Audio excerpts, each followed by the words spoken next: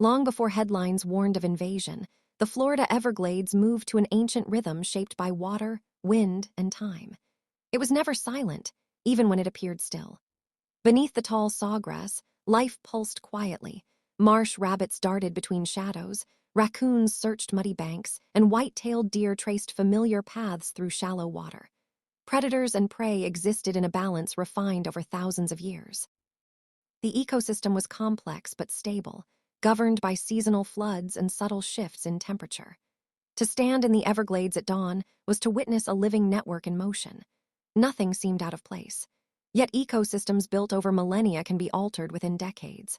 What happened here did not begin with a dramatic environmental collapse.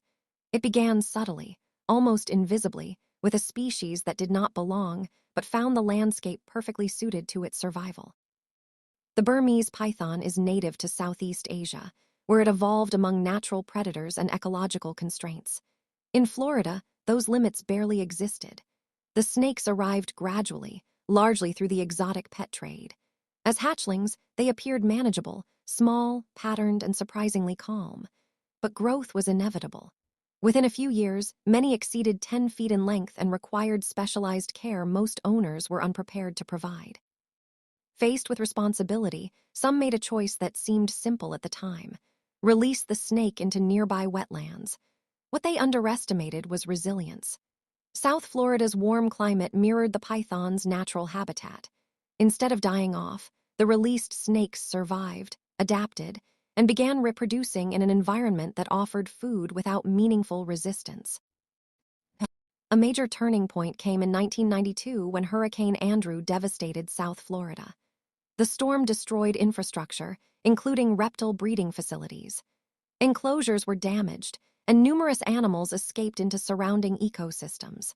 Whether through pet releases, accidental escapes, or storm damage, the result was the same: a growing wild population. Female Burmese pythons are capable of laying dozens of eggs in a single clutch, and in an environment with few natural predators, survival rates increased dramatically. Within years, sightings became more frequent. By the time wildlife agencies fully grasped the scale of the issue, breeding populations were firmly established across vast stretches of the Everglades. The ecological impact unfolded slowly but decisively. Researchers conducting long-term wildlife surveys began noticing troubling patterns. Species that had once been abundant were declining sharply. In some monitored areas, small mammal populations dropped by more than 80%. Marsh rabbits, once common, became rare. Raccoon sightings plummeted. The disappearance was not accompanied by disease outbreaks or habitat destruction. Instead, evidence pointed toward predation pressure from a rapidly expanding apex predator. The python's ability to consume animals nearly as large as itself meant that few native species were beyond reach. The Everglades was not simply adjusting, it was being restructured. Unlike many invasive species, Burmese pythons are exceptionally difficult to detect. Their coloration blends seamlessly with mud, grass, and shallow water. They can remain motionless for extended periods, relying on camouflage and patience. Even experienced biologists have walked within feet of large individuals without noticing them. This concealment complicated early response efforts. Wildlife agencies knew the snakes were present, but estimating population size proved nearly impossible. Numbers ranged widely, from tens of thousands to significantly more. Without reliable data, crafting an effective management strategy became a formidable challenge. Florida's initial response relied heavily on direct removal. Licensed hunters and trained contractors were authorized to capture or humanely euthanize pythons encountered in the wild. Incentive programs encouraged participation, offering compensation per snake removed. Organized removal events drew participants from across the country. These efforts did lead to thousands of captured pythons over the years. However, the Everglades spans more than 1 million acres of dense wetlands. Removing visible individuals did not necessarily impact the broader breeding population. The core difficulty remained unchanged: locating the snakes consistently in an environment designed for concealment.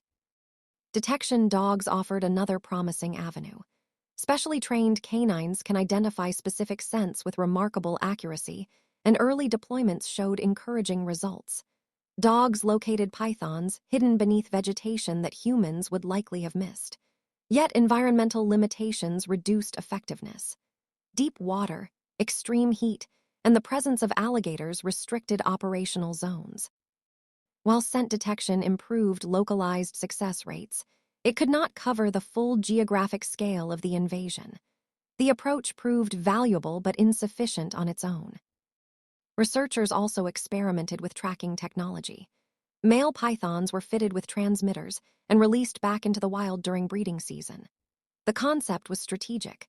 Males naturally seek females, potentially leading scientists to reproductive hubs. In several cases, this scout snake method revealed large females and nesting sites that might otherwise have remained hidden. Still, signal loss, terrain interference, and unpredictable snake movement limited scalability. The technique enhanced understanding, but did not deliver a comprehensive solution. Aerial surveillance introduced thermal imaging drones capable of detecting heat signatures during cooler hours. In theory, a large reptile absorbing warmth would stand out against the surrounding landscape. In practice, environmental variables complicated interpretation. Sun-warmed vegetation, water reflections, and uneven terrain generated misleading signals. While drones improved observational capacity, distinguishing pythons from natural heat sources required time-intensive verification. The technology added another layer of insight, but underscored a recurring theme. Detection in the Everglades is inherently complex. As management strategies evolved, researchers began re-examining predator behavior itself. Burmese pythons rely on a combination of scent detection, vibration sensing, and infrared heat perception. Their hunting strategy involves patience followed by rapid, decisive action. Understanding these behavioral cues became central to future innovation. If the snakes were difficult to locate directly, perhaps they could be encouraged to reveal themselves. This shift in thinking marked a transition from reactive searching to proactive behavioral analysis. One insight stood out: marsh rabbits had once been common prey, even as rabbit populations declined. The python's instinctive response to their scent remained intact. Rather than relying on live bait, an ethically complex and ecologically sensitive option, engineers and biologists collaborated on an alternative. They developed decoy devices designed to simulate the thermal and scent signatures of prey species. These prototypes aimed not to harm the snakes directly, but to study and influence movement patterns in controlled ways. The decoys incorporated heating elements to replicate body warmth and scent compounds associated with native mammals. Motion components added subtle realism. Each unit was monitored remotely, allowing researchers to observe behavioral responses without constant human presence. When snakes approached, motion-activated cameras documented the interaction. These recordings provided rare insight into hunting sequences in natural conditions. For scientists who had struggled for years to observe pythons in the wild, the footage represented a significant analytical breakthrough. Beyond capturing dramatic encounters, the devices generated data. Patterns began to emerge regarding preferred travel corridors, temperature thresholds, and time-of-day activity. Instead of random wandering, many pythons appeared to use consistent routes linking feeding areas and resting zones. Mapping these pathways allowed wildlife teams to allocate resources more strategically. Targeted deployment improved efficiency, reducing time spent searching low-probability regions. The emphasis shifted from chance encounters to predictive modeling. However, technology introduced its own challenges. The Everglades environment is harsh on equipment. Prolonged exposure to humidity corrodes components. Sudden storms submerge installations. Wildlife interference, from raccoons to alligators, can damage or displace devices. Maintenance demands increased operational costs. While the decoy program yielded valuable information, scaling it across millions of acres required sustained funding and logistical coordination. Innovation alone could not replace manpower and long-term planning. Behavioral adaptation also became evident. Not all snakes responded uniformly to decoys. Some approached cautiously and withdrew. Others altered timing patterns following repeated encounters. This variability highlighted the cognitive flexibility of the species. Managing invasive populations is not static. Strategies must evolve alongside animal behavior. The Everglades presented a dynamic system in which ecological and technological variables interacted continuously. Importantly, removal efforts remain guided by wildlife management protocols, emphasizing humane treatment and environmental responsibility. Contractors operate under regulated frameworks, and data collected informs broader conservation policy. The objective is not eradication at any cost, but mitigation, reducing ecological damage while preserving native biodiversity. This balanced approach reflects lessons learned from past environmental interventions, where urgency sometimes overshadowed sustainability. The broader story extends beyond a single species. The python's presence underscores how global trade, climate compatibility, and human decision-making intersect. Invasive species issues are rarely isolated events. They are cumulative outcomes of policy gaps, consumer behavior, and environmental change. Addressing them requires prevention as much as response.